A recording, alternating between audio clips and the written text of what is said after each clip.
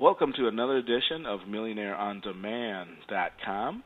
My name is Pierre Chung, and I'm with Peter Parks, and also we have a special guest here tonight with us, Gary Kidd. And we're going to showcase you another powerful video here. This one is called How to Turn Freebie Seekers into Verified Leads and then Buyers, which is a very important element when you're doing any kind of business online, is taking the freebie seekers, the tire kickers we call them, that opt into the page, and we're going to convert them through a six-step process.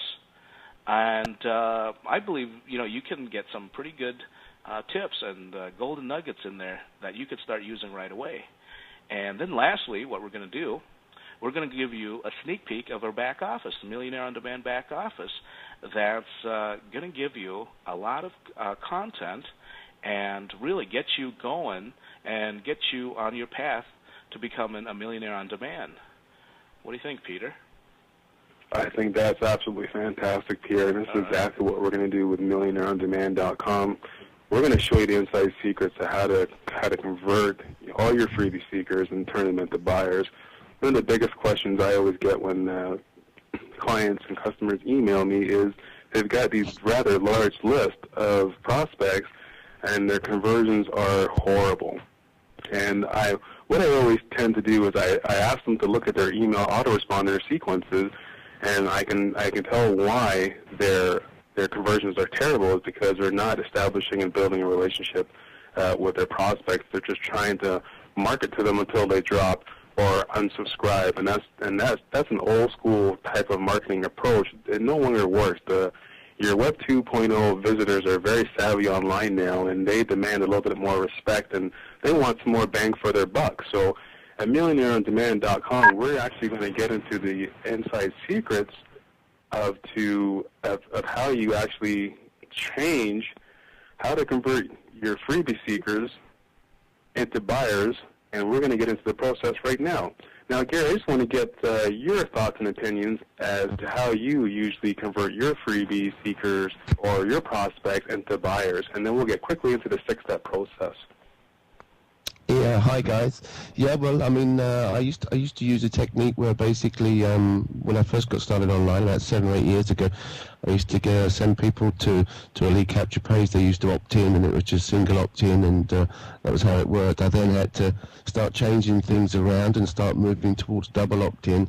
And then obviously there was a time some years ago where you could purchase a lot of leads and then start emailing them. But obviously, that's something which you have to stay away from now, simply because of the spam issues and a lot of other things.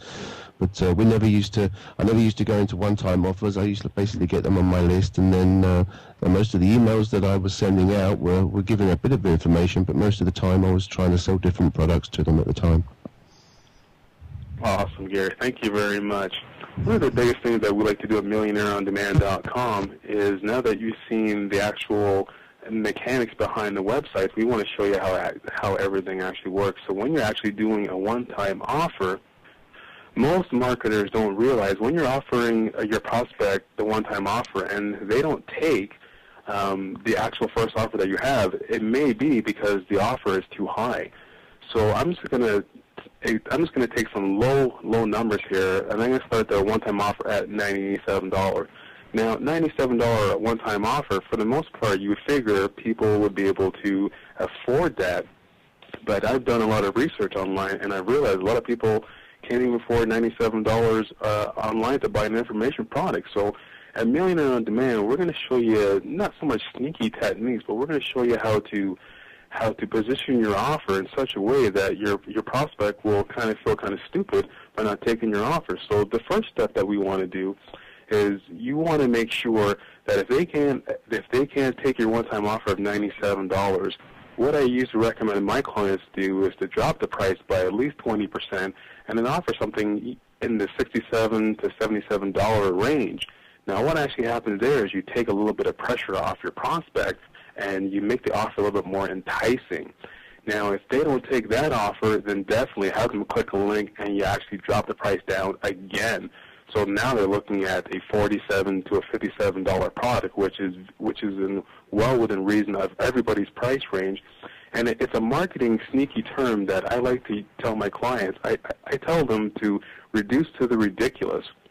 It's a marketing term that not a lot of marketers know about, and they don't understand the psychology behind it.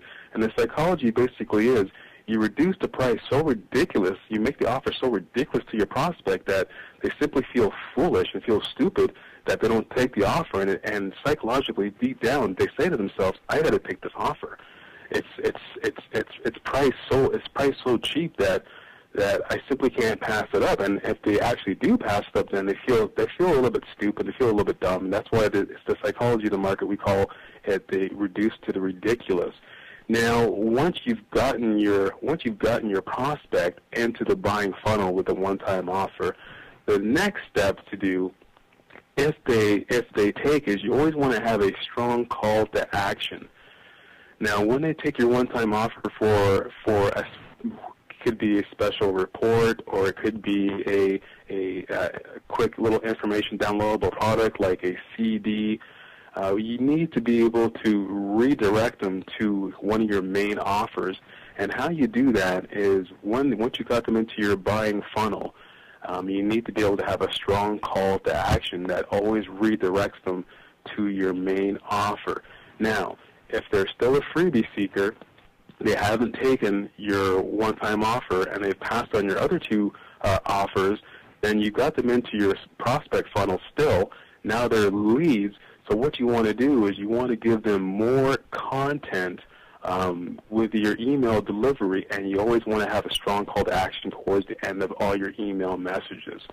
The third step, what we want to do, is immediately, if they don't buy within the first 2 to 5 days, I always tell my clients, and this is something that I do in my niche businesses, is I always do a quick survey. I have to survey my prospect. If they haven't bought within literally the first couple of days, I usually wait 2 days, and then I throw out my first survey, because I need to know what my prospect is looking for. I need to know why they're on my list. I need to know what they want. So based on that, a lot of marketers simply, if they haven't sold their prospect, they'll hammer them with offers that are either unrelated or the offers that their prospects are not interested in. So it's one of the things that a lot of marketers don't do, is they don't survey their list.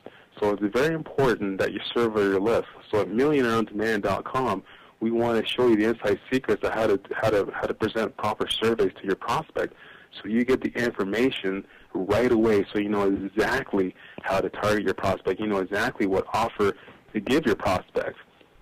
Now, the fourth step in all of this is the follow-up has to be genuine. The follow-up has to be consistent. And what you need to do is you need to include in every email, structure your email so it's all benefit-oriented towards your prospect. And you want them to definitely get into your membership site or to buy your product within the first 7 days. So when you get that feedback, you know exactly what's going on with your prospect. You know exactly how to push them through your funnel, and you know exactly how to position an offer to them so that they actually take, which leads us into the fifth step. You've actually got the feedback that you're looking for, so you know exactly what your prospect wants. So now it's time for you to do so. Doesn't fulfill or doesn't satisfy the need of your prospect, then you need to quickly have an affiliate program with a product that matches your prospect's needs. And from that point onwards, that's what you need to push towards your product, towards your prospect. Because if they're not buying your product, they're not joining your membership site, then you need to offer them similar products and services that they actually want, and promote that through various affiliate programs, doing your broadcast feature. Which leads us to the sixth step, is from this point onwards, if you can't convert your prospect, you basically just broadcast all your affiliate products and services that the prospect is looking for, and then throughout time, they will purchase something from you within the first month. Now, what I'm going to do is I'm going to pass it back to Pierre, and Pierre is going to give us a little bit of his feedback as to what he's seen with his prospects, pushing them